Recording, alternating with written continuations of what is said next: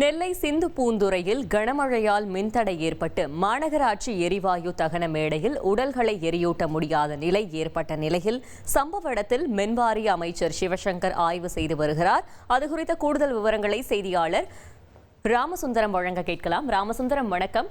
கள தகவல்களை சொல்லுங்க. நெல்லை மாவட்டத்தில் நேற்றைய தினம் சூறாவளி காற்றோடு பெய்த கனமழையால பல்வேறு பகுதிகளில் மரம் முறிந்து விழுந்து மின்தடை ஏற்பட்டது. அந்த சரி செய்யக்கூடிய பணி இன்றும் நடந்து வருகிறது. நெல்லை சிந்துபூந்துறை பகுதியில் அமைந்திருக்கக்கூடிய மாநகராட்சி எரிவாயு தகன மேடையில அதன் சுற்றுவட்டார பகுதியில பெய்த கனமழையால அங்கு அந்த பகுதி முழுவதும் நேற்று மாலையில மின்தடை ஏற்பட்டது.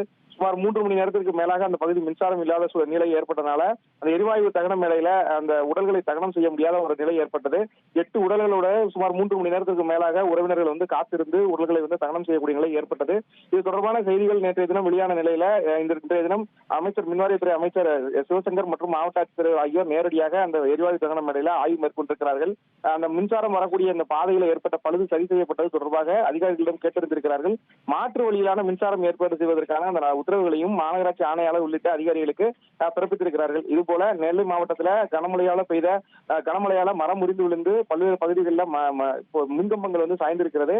அதனை சரி செய்யக்கூடிய பணியானது நடைபெற்று வருகிறது. மேலப்பாளையம் பகுதியில் ஒரு 95 வீடுகளுக்கு இன்றைய தினம் வரை மின்சாரம் வழங்கப்படாத நிலை இருக்கிறது. அதனை உடனடியாக சரி செய்வதற்கும் அதிகாரிகளுக்கு உத்தரவு பிறப்பித்திருக்கிறார். தகவல்களுக்கு நன்றி ராமசுந்தரம்.